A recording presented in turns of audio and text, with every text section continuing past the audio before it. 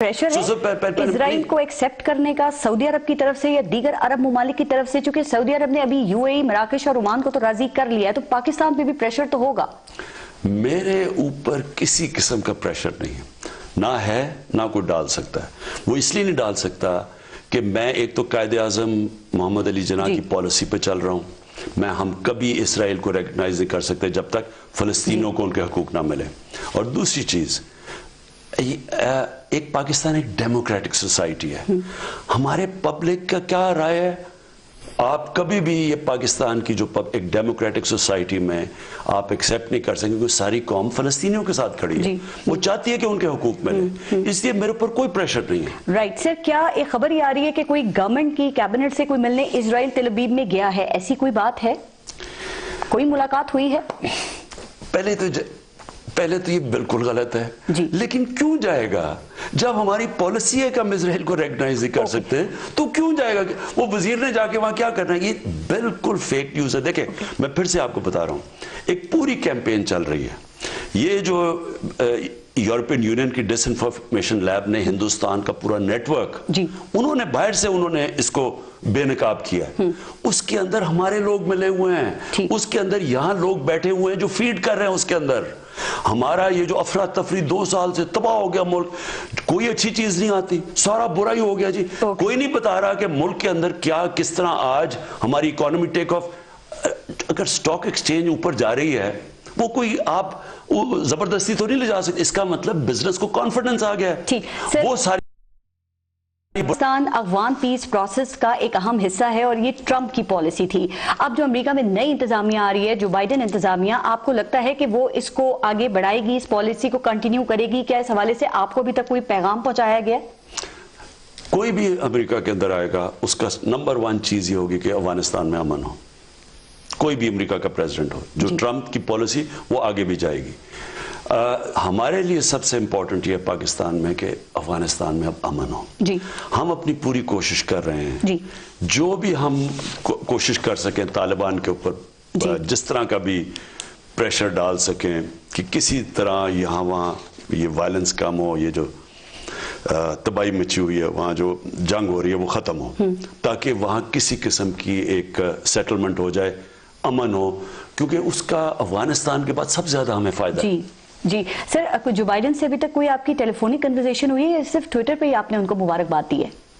नहीं, कोई अभी मेरी उनसे बात नहीं हुई, अभी तक नहीं हुई है। सर, कश्मीर के हवाले से आपने बड़ा कॉम्प्रोमाइज किया है, तो क्या कश्मीर वाकई हमारे हाथ से निकल चुका है? पहले मुझे ये बताएं, ये कौन बेवकूफ है जो ये बात? ऑपोजिशन कह रही है सर। वो मैं ये कह रहा हूं कि ये ऑपोजिशन इन्होंने यही कहना है। वो जब तक एनआरओ नहीं मिलना, जो भी हमने करना है वो गलत है। लेकिन पहले एविडेंस देख लेना।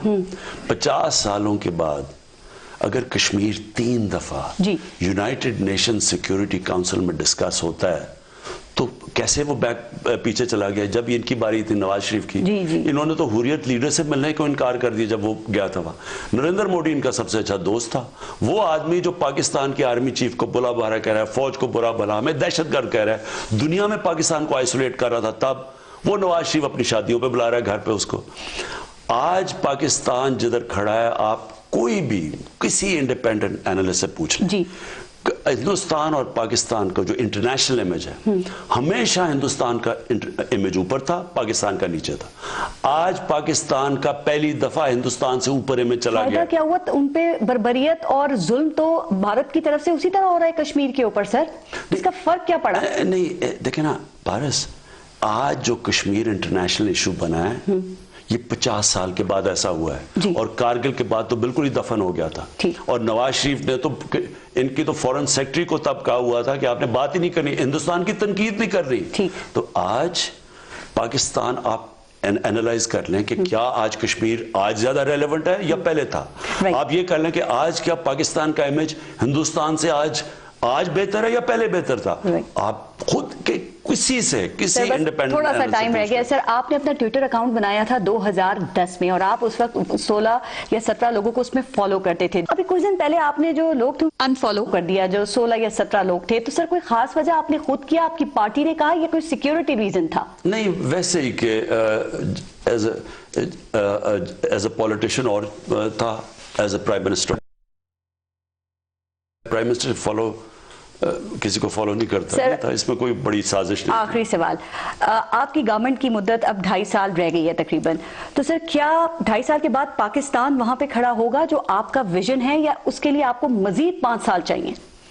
دیکھیں، پاکستان تو ایک مسلسل، اگر ہم نے جتنا بھی ہم اوپر جائیں گے، جتنی زیادہ ہم جدوجہد کریں گے، یعنی ملک، دیکھیں نا، پرائم منسٹر اکیلا تو کچھ نہیں کرتا نا، قوم ہم مل کے کرتے ہیں۔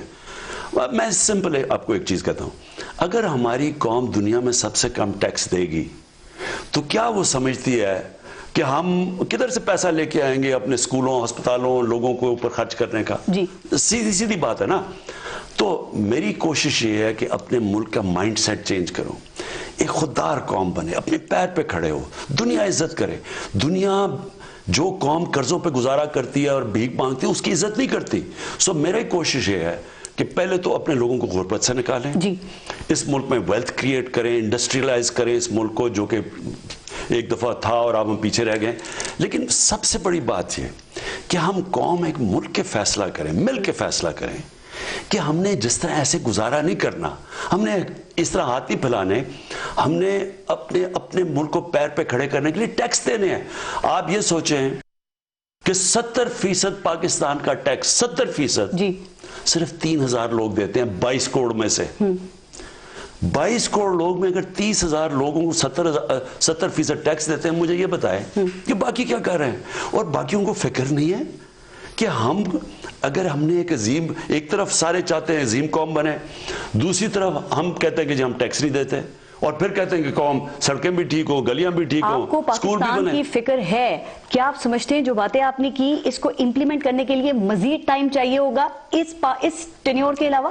دیکھیں، ٹائم تو وہ ہوگا 5 سال کے بعد لوگوں کو فیصلہ کریں گے، ایک ہی فیصلہ ہوگا کہ کیا ان کی زندگی بہتر ہوئی ہے یا نہیں ہوئی، کیا میں نے ان سے سچ بولے یا نہیں بولے، اس کے اوپر آگے فیصلہ ہوگا۔ 2023 میں اہم اچیومنٹس کیا ہوں گی؟ 1 2 3 آپ کی گورنمنٹ کی؟ میری سب سے بڑی تو انشاءاللہ احساس پروگرام ہوگا، ٹھیک، کہ لوگوں کو غربت سے نکالنے کا، اس میں، اور یہ دنیا میں اکنالج ہوگا۔ آج میں پیشن کو ہی کر رہا ہوں، ہمارا احساس پروگرام دنیا میں ایک مثال بن جائے گی۔ جس طرح ہم نے کرونا کے دور جس طرح احساس نے جس طرح پیسے بانٹے، لوگوں کی مدد کی، وہ بھی مثال بنی ہوئی ہے، اس کے اوپر بھی مثال دیتے ہیں دنیا۔ سو نمبر 1 وہ ہوگا، نمبر 1 پاکستان، نمبر 2 پاکستان کو انڈسٹریلائز کروا کے اپنی ایکسپورٹس بڑھانی ہے۔ جب تک ہم اپنی ایکسپورٹس نہیں بڑھائیں گے، 20 دفعہ جا چکا ہے پاکستان IMF کے پاس، کیونکہ ہمارا وہ خسارہ ہو جاتا ہے کرنٹ اکاؤنٹ کا، تو ایکسپورٹس کے اوپر سب سے زیادہ، اور انڈسٹری کے اوپر، جس سے روزگار ملے گا۔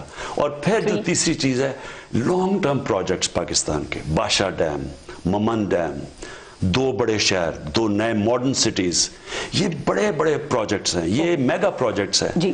اور اس کے ساتھ ساتھ جو سب سے امپورٹنٹ ہے، اپنے آنے والی نسلوں کے لیے اپنے ماحولیہ ٹھیک کرنا ہے، انوائرمنٹ، درخت اگانے، صفائی کرنی، دریاؤں کی، ہوا کی۔ آخر میں یوتھ کو کوئی پیغام دیں گے؟ آپ ان کے رول ماڈل ہیں، پاکستان میں یوتھ کی اکثریت آپ کو اپنا ہیرو سمجھتی ہے، آپ انہیں کوئی پیغام دیں گے؟ جی، میں اپنے یوتھ کو یہ پیغام دوں گا کہ یہ جو ایک مولانا رومی کا ایک بڑا اچھا ایک کہات ہے کہ جب اللہ نے آپ کو پر دیے تو چونٹیوں کی طرح زمین پہ کیوں چلتے ہو؟ ہم جو بھی چاہیں ہم بن سکتے ہیں، بڑی سوچ چاہیے ہوتی ہے، خودداری چاہیے ہوتی ہے۔ اور جو میرا آخری پیغام ہے یہ کہ ہم نماز میں اللہ سے ایک ہی چیز مانگتے ہیں کہ اللہ مجھے ان کے راستے پہ لگا جن کو نعمتیں بخشی، ان کے نہیں جو تباہی کے راستے پہ چلے گئے۔ جو نعمتیں بخشی کا راستہ ہے نا، وہ عظمت کا راستہ ہے، وہ ہے نبی صلی اللہ علیہ وسلم کی، ان کا راستہ، کیونکہ وہ اللہ کے حبیب تھے، سب سے عظیم انسان دنیا کی تاریخ میں نہ کوئی آ سکتا ہے نہ کبھی آیا ہے۔ تو ان کا جو راستہ ہے وہ ہے مشکل راستہ، لیکن عظمت کا راستہ ہے۔ ایک دوسرا راستہ ہے وہ جو ہے جدھر بھٹک جاتے ہیں، وہ لگتا تو بڑا اچھا ہے، بڑا گلیمرس بھی ہوتا ہے، لیکن وہ اصل میں انسان کی تباہی کا راستہ ہوتا ہے۔ جی، بہت بہت شکریہ وزیر اعظم پاکستان عمران خان۔